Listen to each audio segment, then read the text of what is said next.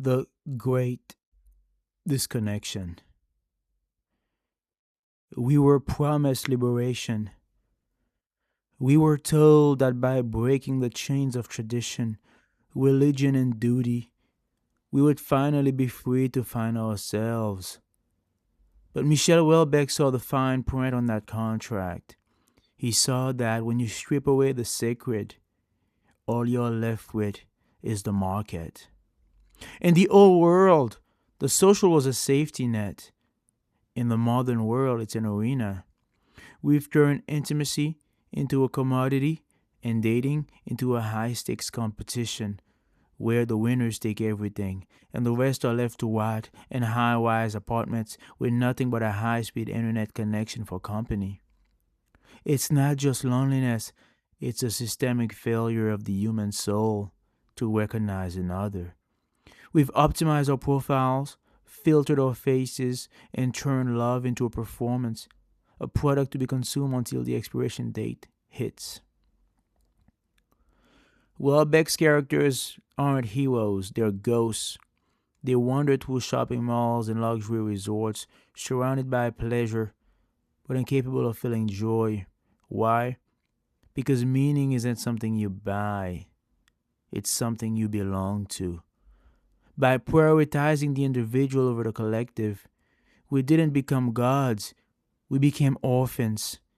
We've replaced the church with the screen and the family with the personal brand. We can go anywhere. We can do anything. We can swipe until our thumbs ache, and yet we've never been more stuck. Well, Beck is the prophet of this specific misery.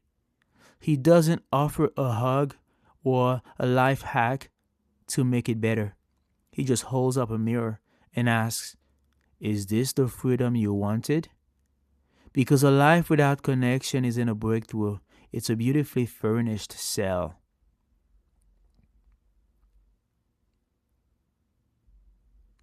We are the first generation to live in a world without a ceiling. For millennia, the stars were the floor of heaven. Now, they're just cold nuclear furnaces. We traded the great mystery for the great metric. Michel Houellebecq is not just a novelist. He's a coroner, performing an autopsy on the Western soul. He shows us what happens when a civilization stops looking up and starts looking only at its own reflection. In the old world, suffering had a shape. It was a cross you carried. In the modern world, suffering is a liquid. It fills every crack of our digital lives. We were promised a new age, but we stumbled into a digital desert. The ritual, swiping, becomes a prayer to a God that never answers. The sacrifice, we offer up our privacy, our youth, and our genuine selves to the altar of the algorithm. The result, a transmutation of gold into lead. We have all the connections in the universe, but no communion. There's a magic in the way we view each other now. We see souls as data points. We've turned the other into an object to be weighed, measured, and discarded. This isn't just dating. It's a spiritual hunger that can't be sated by bread or baddies. Welbeck's characters are modern monks in a temple of neon and glass. They're searching for a miracle in a world that has outlawed the miraculous.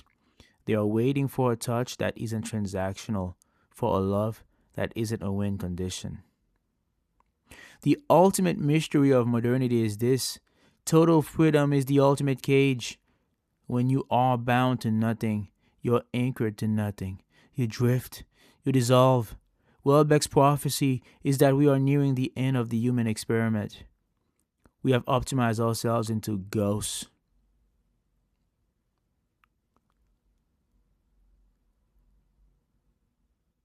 So spoke Welbeck.